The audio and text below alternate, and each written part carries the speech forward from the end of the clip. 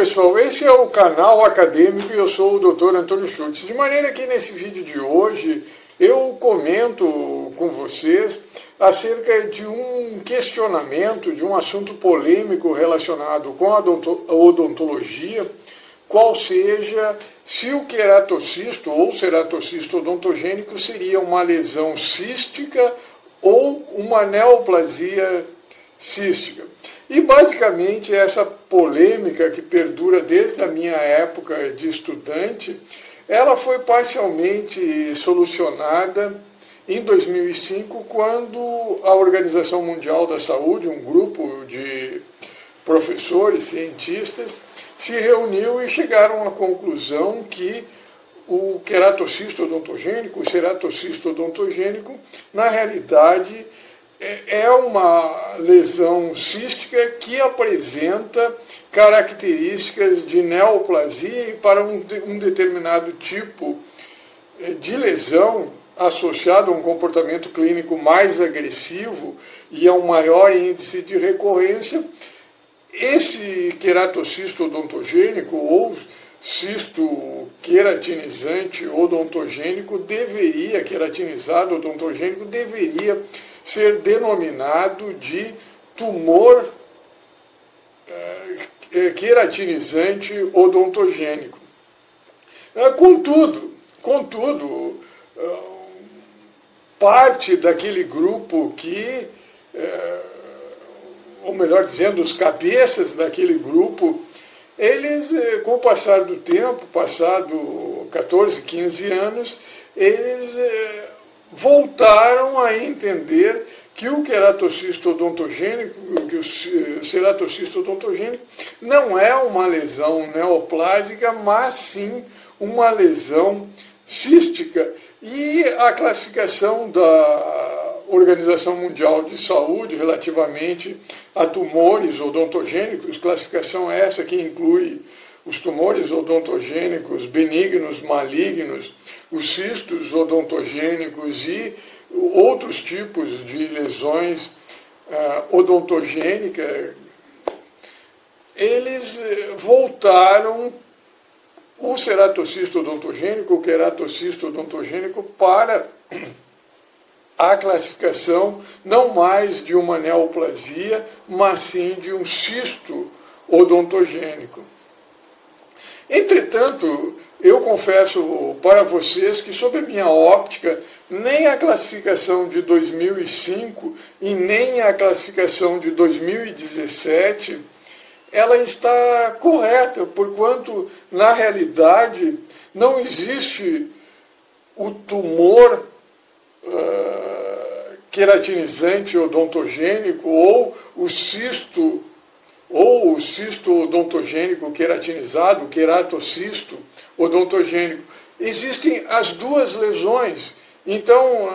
essa polêmica de uma ou outra, ela não está adequada, porque na realidade a classificação da Organização Mundial da Saúde, ela tem que incluir esses dois tipos de lesão. A lesão, o queratocisto odontogênico cisto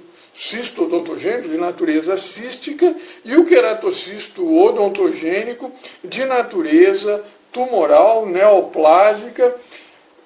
E eu sugiro você a continuar assistindo esse vídeo, porque eu vou explicar o porquê eu entendo disso e propor também a modificação na classificação dessa lesão. Ressalto novamente que tanto a de 2005 como a de 2017, a de 2017 ela está, sob a minha óptica, completamente equivocada. E você vai entender o porquê se continuar assistindo esse vídeo.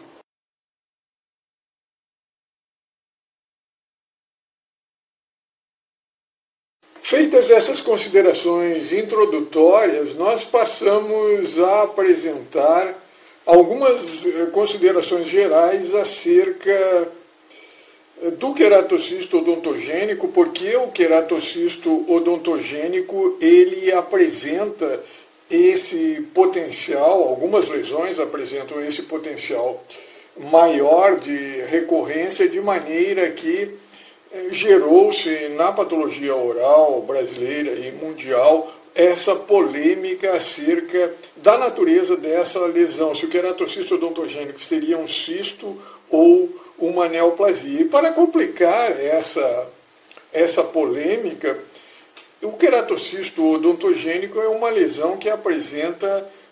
características histopatológicas que são únicas deles e cujas características direcionam para essa polêmica. E uma dessas características histopatológicas é o fato do queratocisto odontogênico ele apresentar duas variantes, ou seja, é a mesma lesão que apresenta algumas características histopatológicas que diferenciam histopatologicamente entre elas e também relativamente ao comportamento biológico dessas lesões queratocísticas odontogênicas. E basicamente as variantes são as variantes, a variante ortoqueratinizada e a variante paraqueratinizada. Relativamente à variante ortoqueratinizada, não há qualquer problema relativamente à natureza dessa lesão. Elas são, na sua totalidade, lesões císticas que apresentam um comportamento biológico menos agressivo e cuja remoção cirúrgica usualmente não incorre em recorrência. Tendo sido removida corretamente, não ocorre recorrência. Já a variante paraqueratinizada, ela apresenta sua natureza histopatológica, patogênica, questionada. Alguns patologistas consideram que ela seja de natureza cística e outros patologistas que seja de natureza tumoral neoplásica, entendendo tumor como sinônimo de neoplasia. Entretanto, existe uma terceira corrente, que é a que eu me incluo, que considera essa variante paraqueratinizada apresentando algumas lesões císticas e outras lesões tumorais neoplásicas. Então, essa variante paraqueratinizada, ela é cística e neoplásica, não implicando que essas características císticas e neoplásicas estejam presentes na mesma lesão. Até pode histologicamente estarem presentes. Entretanto, com relação ao aspecto patogênico, histopatológico, um grupo de lesão é de natureza cística e um outro grupo de lesão dentro dessa mesma variante apresenta essas características neoplásicas. E usualmente essa natureza cística ou neoplásica, ela implica em diferentes comportamentos biológicos, de maneira que cerca de 70% dessa variante das lesões que constituem essa variante paraqueratinizada, um cálculo feito por mim, ela apresenta uma natureza cística, são cistos. E cerca de 30% dessas lesões paraqueratinizadas, desses queratocitos paraqueratinizados, eles são neoplásicas. E para essas lesões de natureza tumoral, de natureza neoplásica, alguns patologistas sugerem a denominação tumor queratocístico odontogênico. Tanto que, na classificação da Organização Mundial de Saúde, esse termo cisto odontogênico ele foi substituído pela denominação tumor queratocístico odontogênico, ou tumor queratinizante, ceratinizado odontogênico. E o importante dessa variante é que em cerca de aproximadamente 30% dessa variante, desses queratocistos odontogênicos, eles estão presentes como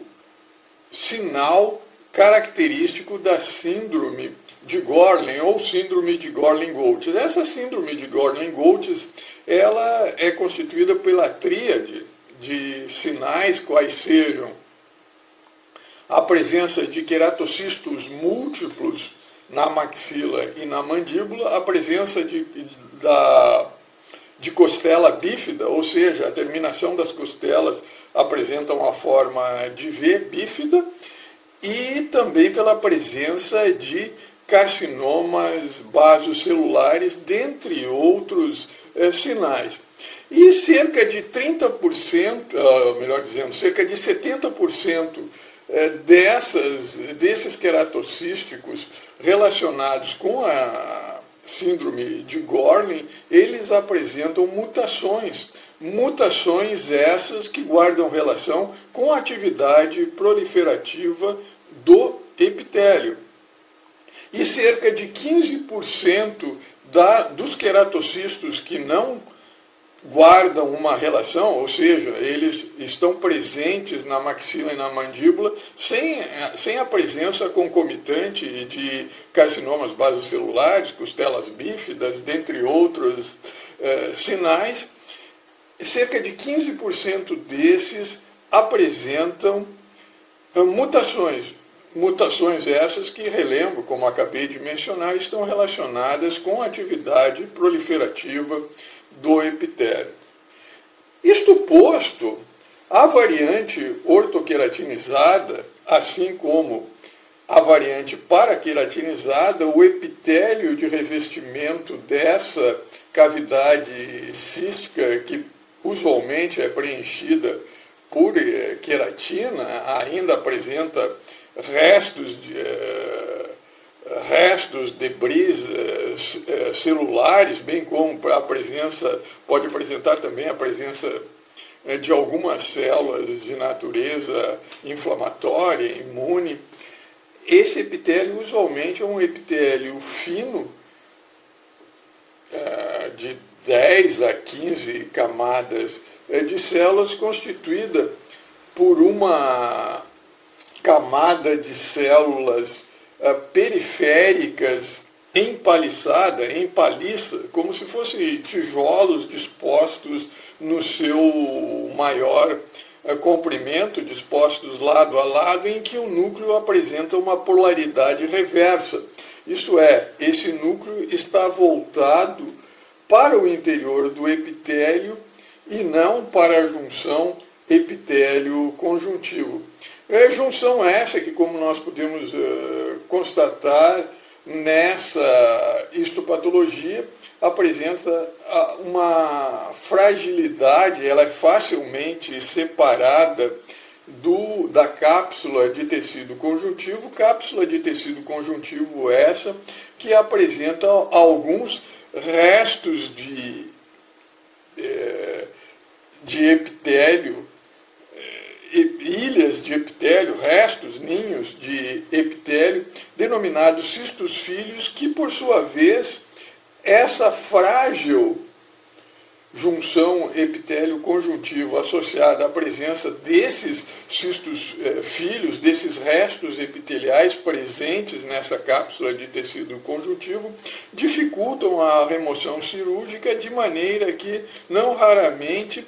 restos, seja desse epitélio cístico, seja dessa cápsula cística contendo esses ninhos, essas ilhas de células epiteliais, elas proliferam de maneira que a lesão recorre. Mas, basicamente, sob o aspecto histológico, histopatológico, a diferença entre a variante paraqueratinizada da ortoqueratinizada mostrada em tela é a presença de uma camada de células granulosas. E, usualmente, a presença de queratina sem esses restos de núcleo de células que sofreram a diferenciação, ou seja, essa queratina presente nessa cavidade cística nada mais é do que o processo de diferenciação dessas células da camada basal que diferenciaram-se sequencialmente nas diferentes camadas desse epitélio de maneira a atingir a diferenciação em queratina.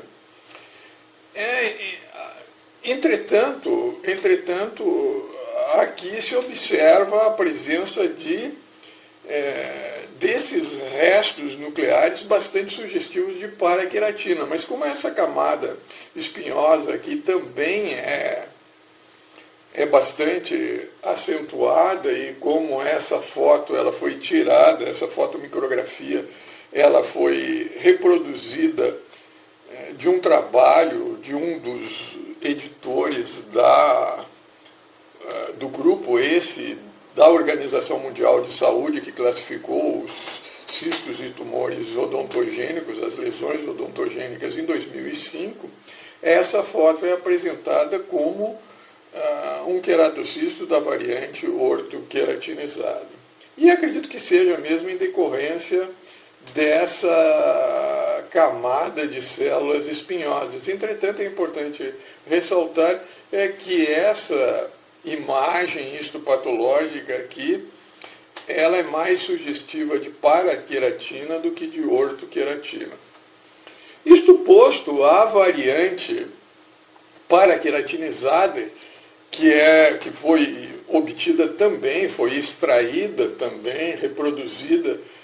da classificação da Organização Mundial de Saúde de 2017, ela é um queratocisto associado à síndrome de Gorlin-Goltz. De maneira que esse epitélio também apresenta as mesmas características da variante ortoqueratinizada, entretanto não apresenta aquela camada de células espinhosas, e a camada de queratina ela é mais corrugada do que a camada da variante ortoqueratinizada e contém os restos de núcleo dessas células que sofreram diferenciação. A cápsula cística também usualmente apresenta restos ou ilhas de células desse epitélio, denominados cistos filis, e essa lesão, sim, apresenta uma maior propensão para recorrência, seja associada à síndrome de Gorlin-Goltz, seja na sua forma isolada, não associada. Lembrando que, basicamente, essa maior recorrência se deve à associação da presença de mutações relacionadas com esses cistos associados à síndrome de Gorlin-Goltz e também cerca de 15% das lesões não associadas à síndrome de Gorlin-Goltz, bem como a dificuldade na remoção integral dessa lesão por procedimentos cirúrgicos devido à fragilidade da sua junção epitélio-conjuntivo, que não raramente determina a presença de restos desse epitélio odontogênico, seja de revestimento da cavidade cística, seja em decorrência da presença dos cistos filhos no interior dessa cápsula cística. Lembrando que a presença de mutações nesse epitélio de revestimento cisto em queratocistos odontogênicos associados à síndrome de Gorlin-Goltz é cerca de 70% e na forma não associada 15%. Isto posto, relembramos algumas das características gerais e que é mencionada nessa referência bibliográfica ilustrada em tela, mencionada em tela, em que o queratocisto odontogênico foi uma lesão que foi descrita pela primeira vez por Phillips em 1956, se eu não estou enganado, há cerca de 65 anos atrás, ela pode ocorrer em qualquer faixa etária, contudo é mais acentuada na faixa dos 40 aos 49 anos. Primeira, segunda, terceira, na quarta década de vida, entre a terceira, quarta e quinta década de vida, dos 30 aos 59 anos. Ela ocorre predominantemente na parte posterior da mandíbula, pode ser encontrado também na parte posterior da maxila, na parte interior da mandíbula, e também ela pode ser encontrada na região. Aqui não foi apresentado nenhum caso dessa referência bibliográfica, mas ela pode também ser encontrada na região da maxila, em região de canino, com a imagem de cistos globomaxilares. Aqui também pode ocorrer com a imagem radiográfica do chamado pseudocisto, cisto mandibular mediano. Radiograficamente é uma lesão que, usualmente, em um grande número de casos, ela não é detectada clinicamente, não apresenta tamanho para produzir expansão da maxila e da mandíbula de maneira a se tornar evidente, de maneira que é identificada meramente por exames radiográficos de rotina, que não é o caso dessa lesão, cujo aspecto, uma lesão volumosa envolvendo o corpo,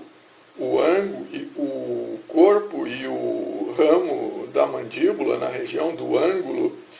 da mandíbula, se estendendo para o ramo da mandíbula, cuja característica dessa lesão é a presença das margens escalopadas, isto é, as margens apresentando essas depressões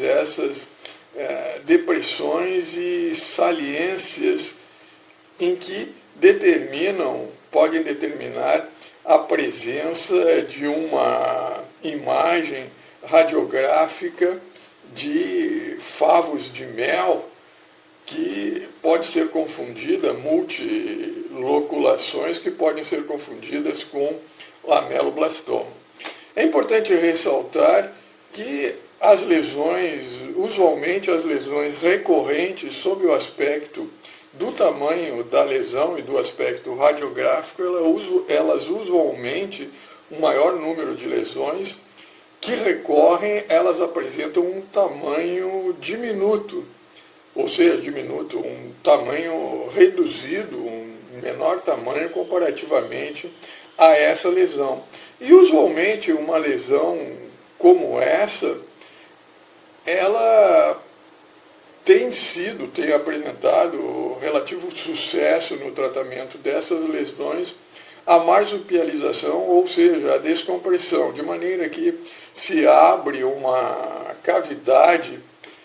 uma janela, uma abertura no interior dessa lesão, de maneira a proporcionar a descompressão, ou então se faz uma incisão e sutura essa abertura com a mucosa de revestimento oral, de maneira a diminuir essa pressão intracística, aliviando essa pressão, de maneira que, com a drenagem do líquido, essa lesão recorre e facilita posteriormente a remoção cirúrgica. Alguns autores, pelo fato de algumas dessas lesões volumosas sofrerem descompressão, eles acreditam que sofrerem descompressão, sofrerem resolução sem a intervenção posterior cirúrgica, alguns autores, especialmente esse grupo de editores de 2017, 2017 acredita que as mutações que são encontradas no epitélio de revestimentos císticos, elas não são, na realidade, mutações decorrentes da natureza neoplásica dessas lesões, porquanto, com a descompressão,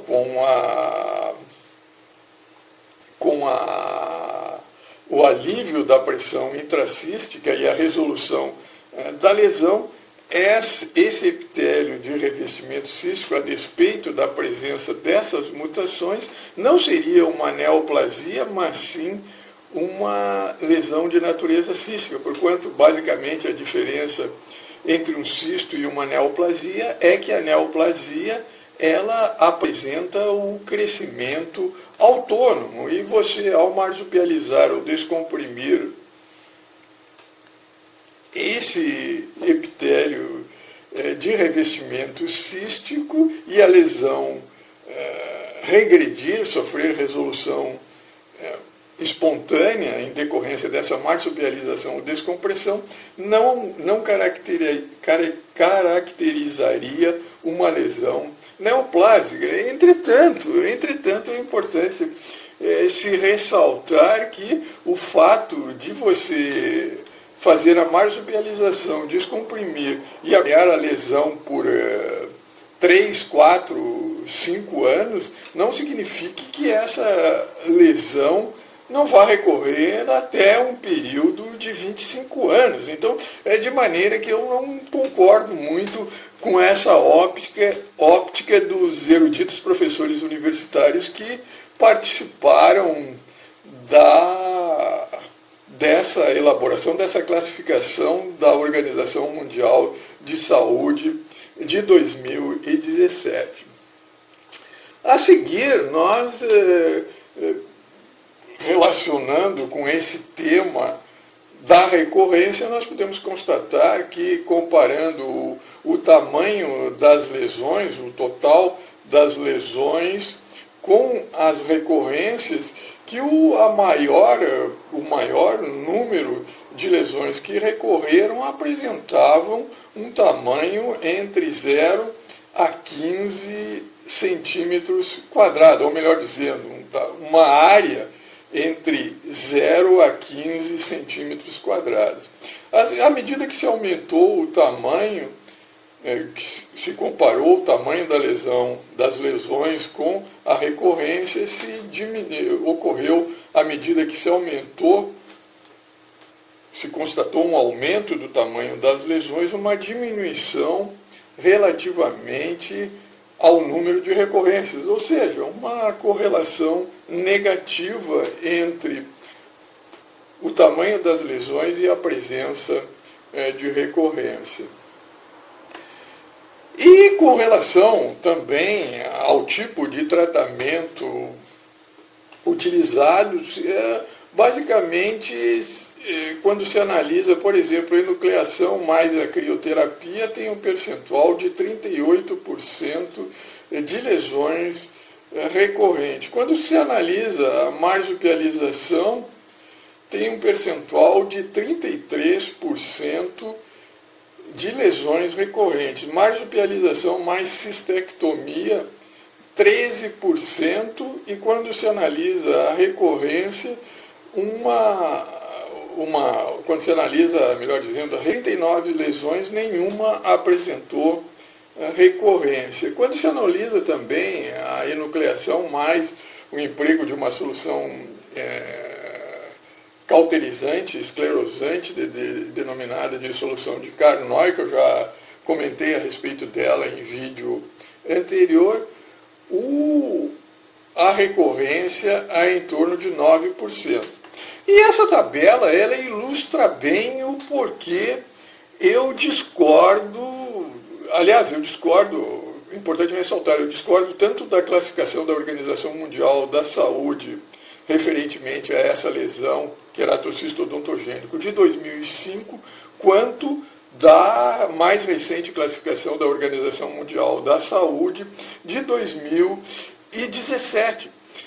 Discordo das duas, e das duas a que eu discordo mais é dessa de 2017, porquanto ela considerou todas as lesões como sendo lesões de natureza cística, e por essa tabela aqui, no mínimo, cerca de entre 8 a 9% dessas lesões que recorreram, elas não são lesões císticas, elas são lesões neoplásicas que recorreram. Então, a classificação de 2005, ela considerou todos os casos da variante paraqueratinizada como sendo tumores queratocísticos odontogênicos. Também está equivocada, porque um percentual relativamente grande delas são lesões císticas. E essa de 2017 está equivocada porque ela considerou todas as lesões como sendo lesões dessa variante paraqueratinizada como sendo lesões císticas. E também tem outro equívoco nessa classificação da Organização Mundial da Saúde de 2017, que eu vou mencionar em slides posteriores. Entretanto, essa tabela aqui é clara, é nítida em apresentar aqui um percentual mínimo de 8 a 9% dos queratocísticos odontogênicos são, na realidade, tumores queratocísticos odontogênicos. Então, a tabela da Organização Mundial de Saúde, a classificação da Organização Mundial de Saúde, tem que incluir essas duas variantes, o queratocisto odontogênico, variante paraqueratinizada, como apresentando natureza cística e apresentando também uma classificação dentro dos tumores odontogênicos benignos de origem epitelial.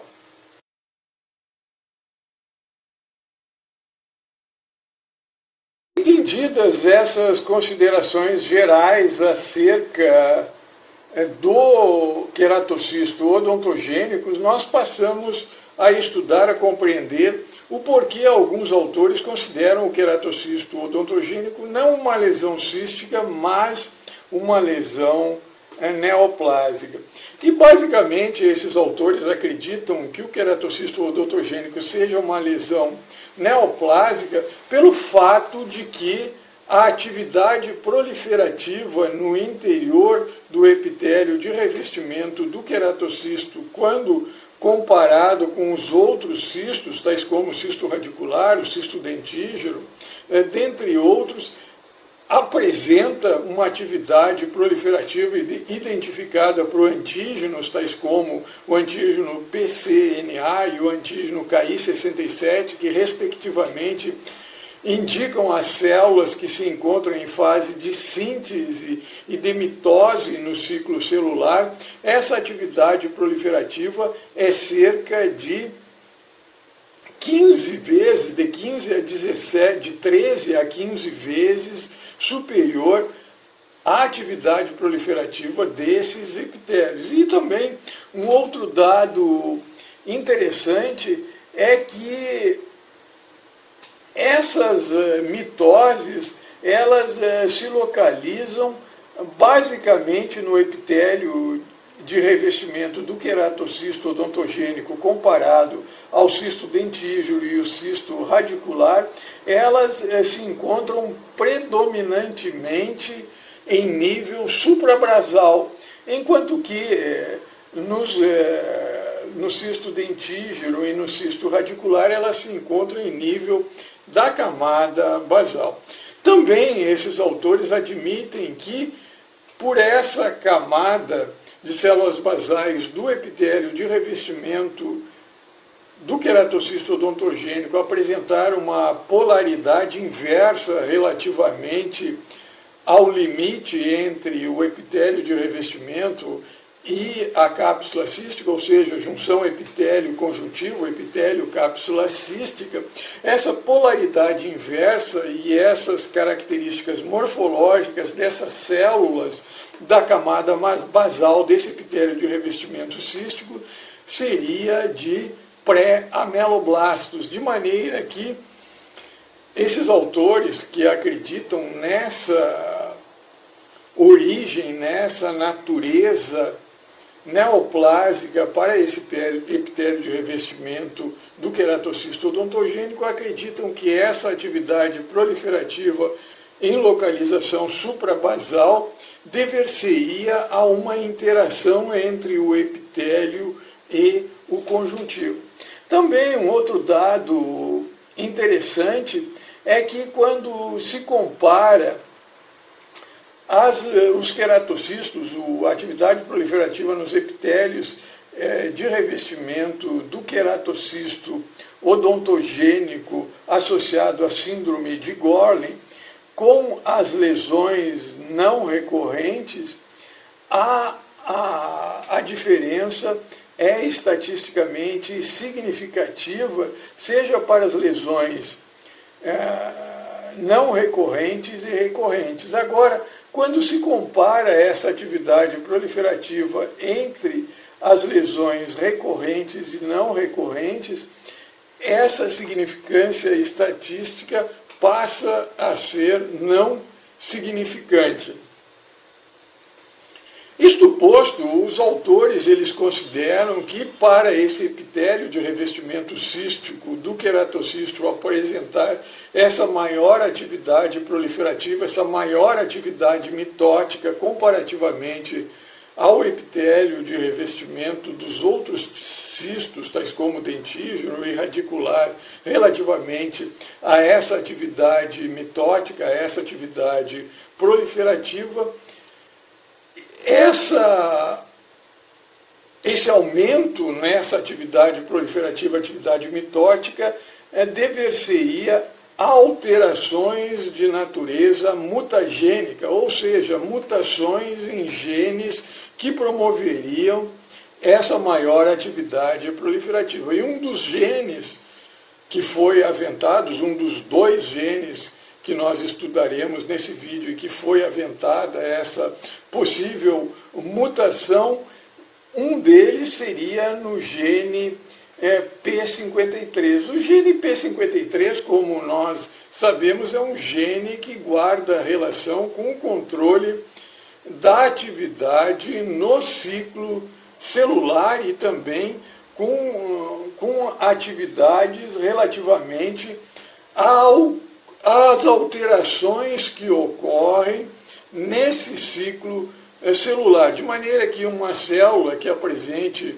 uma determinada mutação em nível do seu DNA que está reproduzindo, que apresenta essa mutação, esse gene P53 é o gene responsável por fazer essa triagem, se essas alterações são suscetíveis de reparo,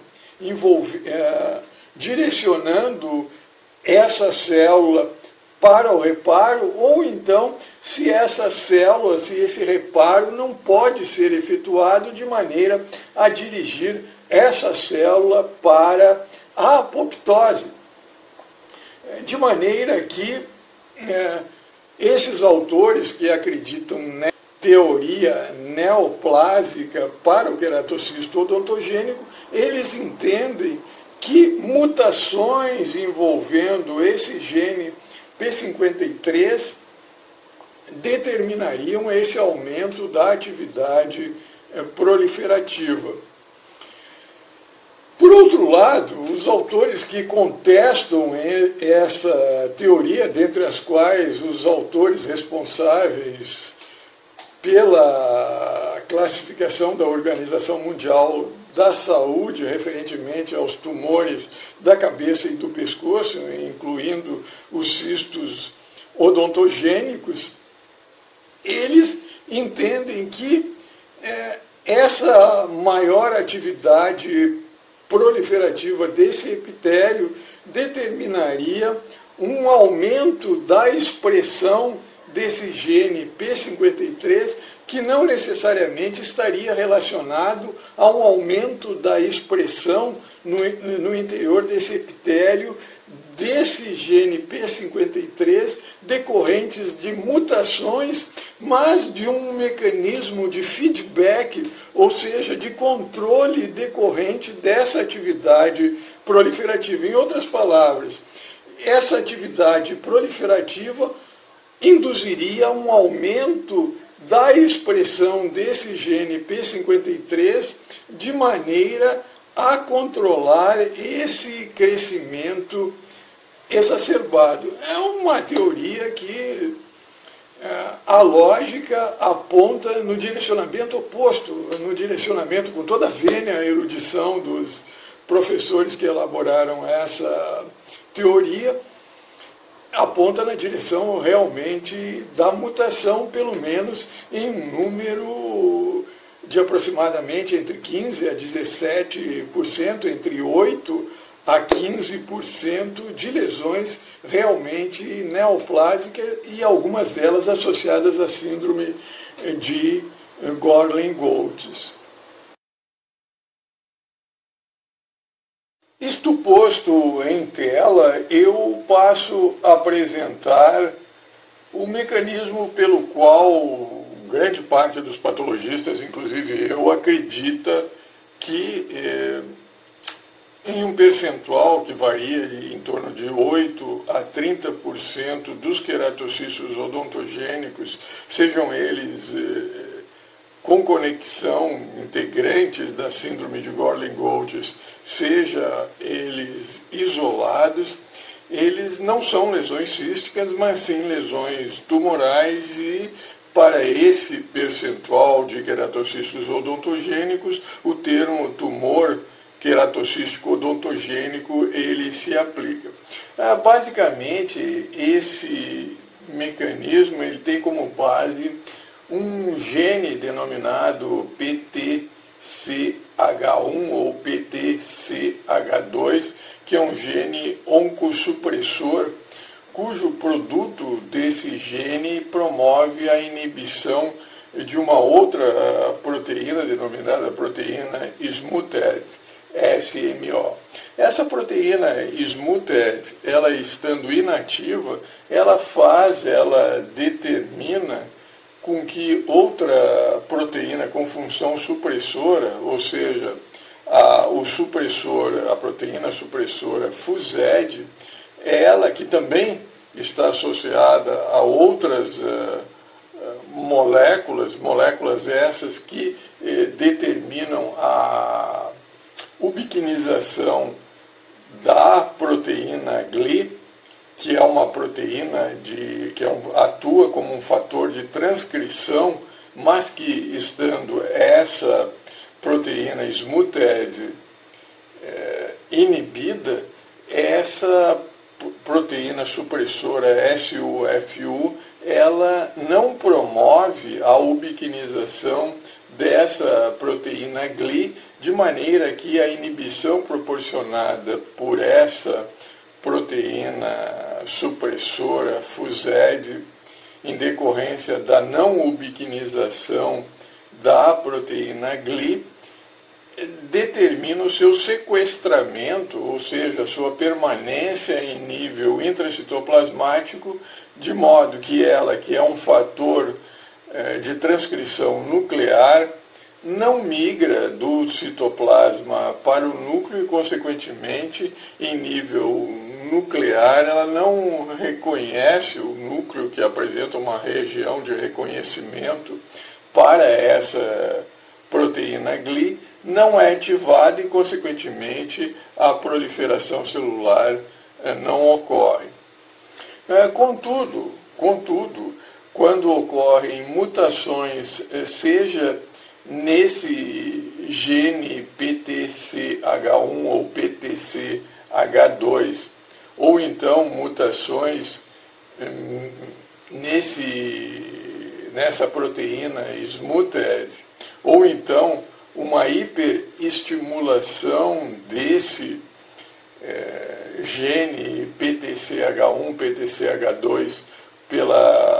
por uma proteína também denominada Sonic-EDG-OG, que é uma proteína que guarda relação com a ativação de uma rota metabólica que resulta na proliferação celular. Todas essas mutações, elas determinam a ativação dessa rota que resulta no aumento da atividade proliferativa. E basicamente relacionando essa rota metabólica de ativação da proliferação celular com essas mutações e no contexto dos queratocistos odontogênicos, em cerca de 85% desses queratocistos odontogênicos membros participantes dessa síndrome de Gorlitz-Goltz, identificado nessa síndrome de Gorlin ou de Gorlin-Goltz, bem como cerca de 30% dos queratocistos odontogênicos não relacionados com essa síndrome de Gorlin-Goltz, eles apresentam essas mutações, seja essa mutação, principalmente essa mutação em nível do gene PTCH1, ou então resultante dessa hiperestimulação pelo Sonic EDG-OG, resulta na inativação desse produto gênico oncossupressor, de maneira que a proteína SMUTED, que se encontrava inativa pelo normal funcionamento desse gene PTCH1 ou PTCH2, melhor dizendo, ela, em decorrência dessas mutações, seja nesse gene, seja na proteína SMUTED, essa proteína se torna ativa de maneira que o supressor de fusão, o supressor FUSED, ele promove a ele deixa de inibir essa ubiquinização, de maneira que essa proteína, ao ser ubiquinizada, ela migra do citoplasma para o núcleo, lembrando que é uma proteína, que é um fator de transcrição nuclear, que ao ser reconhecido em nível nuclear, determina a proliferação celular, o aumento da atividade celular no interior, seja no interior do queratocisto odontogênico, do epitélio do queratocisto, nas células epiteliais do epitélio de revestimento do queratocisto, ou então nos cistos filhos presentes na cápsula do ceratocisto. Lembrando que esse aumento da atividade proliferativa associada a uma junção epitélio-conjuntiva frágil, com dificuldade da remoção cirúrgica, determina esse percentual de recorrência maior para o queratocisto odontogênico, comparativamente ao epitélio de revestimento de outros cistos, tais como ilustrado nesse vídeo, cisto dentígero e cisto radicular. De maneira que em tela nós apresentamos a estrutura dessa proteína, desse gene oncossupressor PCTH1, H1H2, que basicamente ele se constitui de uma proteína que apresenta uma porção amino terminal, uma porção carboxy terminal, dois loops extracelulares ou extracitoplasmáticos e um loop intracelular ou intracitoplasmático, de maneira que em tela também são listados os tipos de mutações que acometem essa estrutura desse gene oncossupressor. É importante ressaltar que eu basicamente, quando olho para essa estrutura, eu me lembro muito da glicoproteína do coronavírus, as mutações envolvendo a glicoproteína spike, o seu domínio RBD. E quando você olha tanto para esse domínio RBD da glicoproteína spike, ou então você olha para esse gene oncossupressor e vê essas mutações, eu confesso para vocês que, a exemplo da glicoproteína spike, é difícil para eu aceitar que essas mutações não possam interferir na atividade desse gene. A exemplo do que ocorre, por exemplo, com relação à glicoproteína spike, que aquelas mutações envolvendo aquele domínio RBD não interfira na atividade de vacinas. Então, eu confesso para vocês que eu participo no contexto das recorrências associadas ao coronavírus, castigo por estar falando mal aí do pessoal, no contexto do queratocisto odontogênico, que essas mutações guardam uma relação, essas recorrências, com essa natureza não cística do queratocisto odontogênico, mais tumoral. E pelo menos para esse percentual, ressalto novamente, entre 8 a 9%, podendo atingir um percentual de até 30% de lesões que, submetidas à marsupialização, à descompressão e a outras modalidades de tratamento, recorrem. É difícil para eu não aceitar essa lesão como sendo esse cisto, esse queratocisto odontogênico, como sendo, pelo menos nesse percentual de lesões que recorrem, considerando todas essas modalidades de tratamento, como sendo um tumor. E para essas lesões, é correto, sim, você denominar ela de tumor queratocisto odontogênico, com toda a vênia, ressalto novamente, a erudição dos editores dessa última classificação da Organização Mundial de Saúde, referentemente aos tumores da cabeça e do pescoço, da cavidade oral, que consideram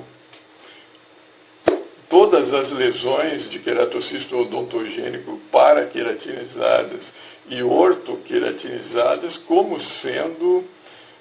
lesões císticas e não tumorais. Com toda a vênia, eu discordo. Feitas essas considerações, nós passamos a apresentar as duas mais recentes classificações da Organização Mundial da Saúde referentemente ao queratocisto odontogênico. A primeira classificação delas, a classificação de 2005, considera todas as lesões de queratocistos odontogênicos paraqueratinizados como sendo neoplasias, denominando-as de tumor odontogênico queratocístico, ou tumor queratocístico odontogênico, ou tumor ceratinizante odontogênico, tumor queratinizante odontogênico. Entretanto, essa classificação ela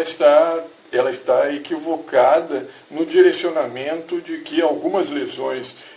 de queratocistos da variante paraqueratinizada são de fato lesões císticas, e ela considera somente, essa classificação de 2005, somente considera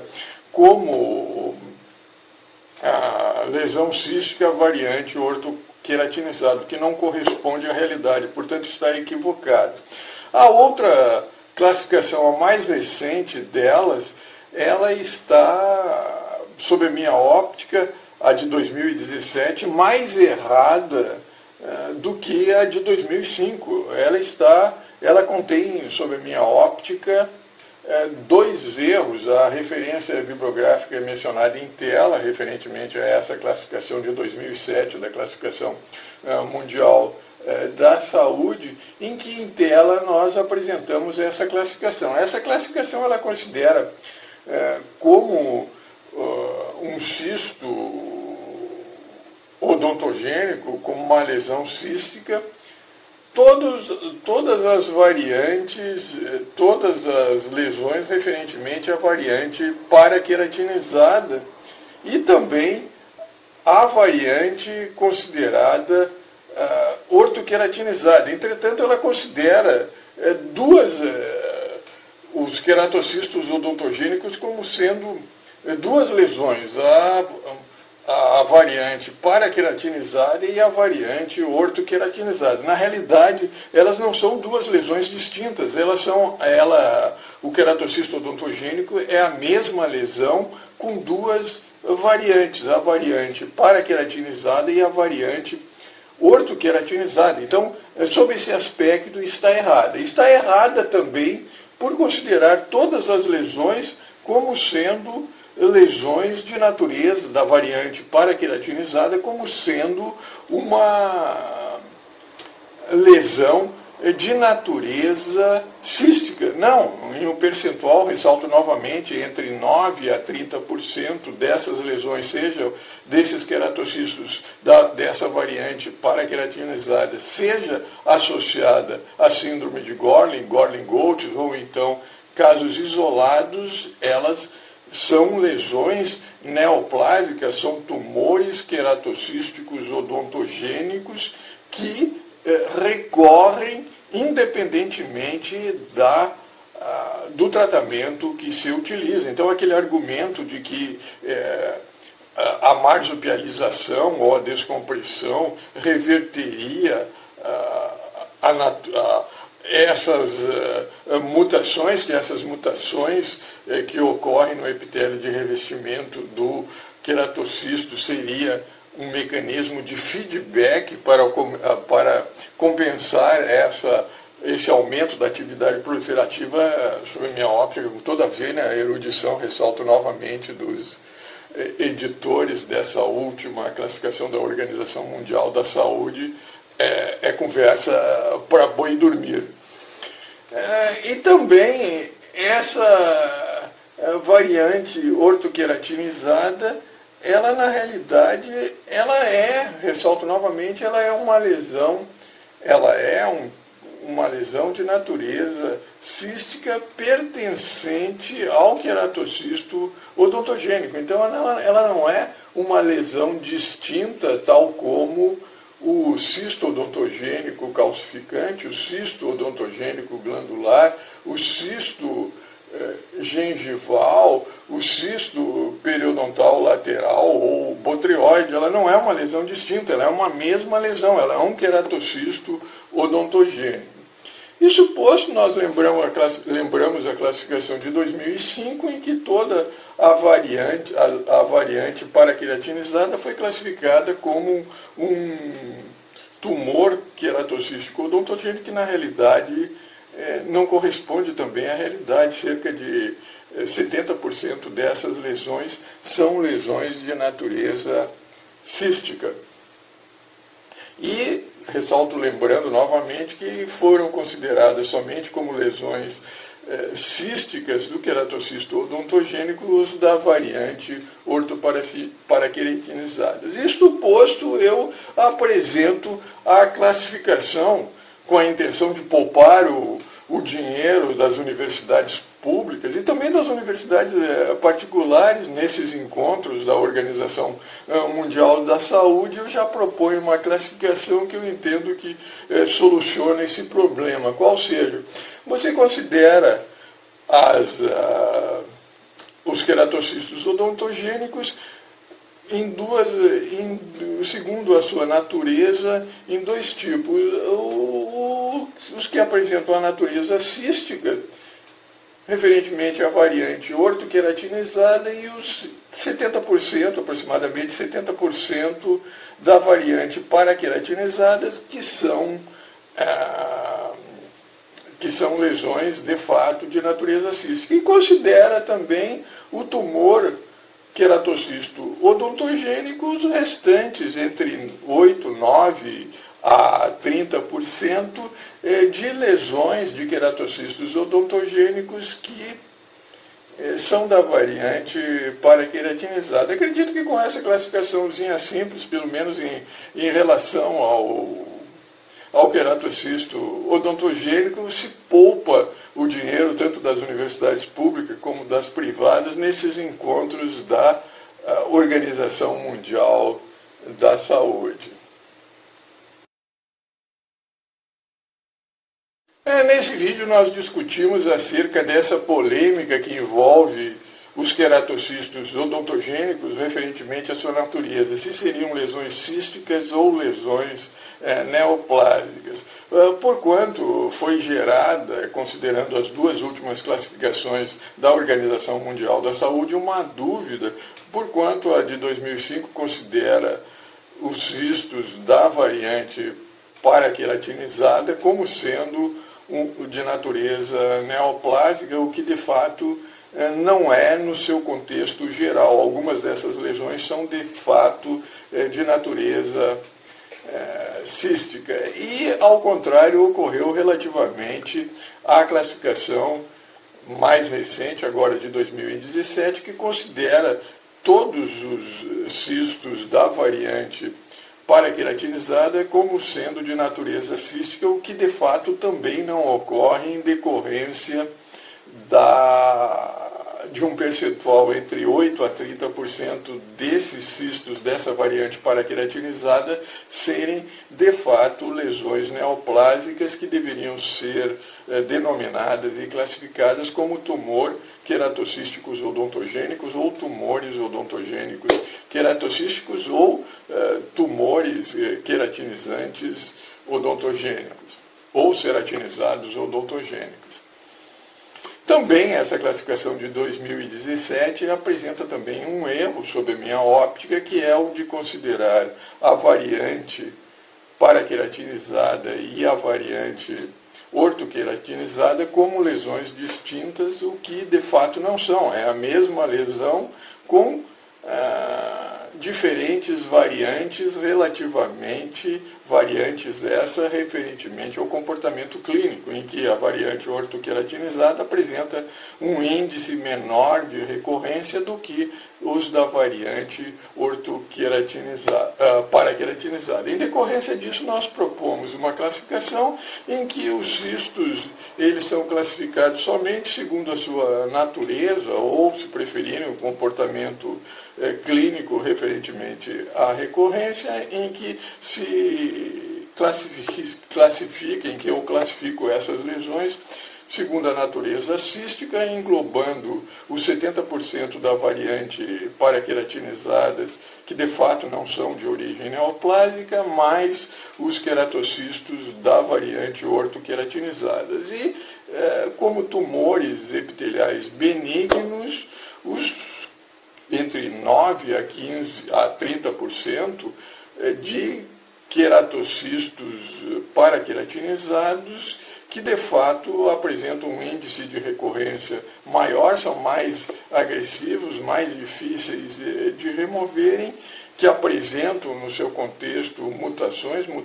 essas envolvendo o gene PTCH1 e PTCH2, e que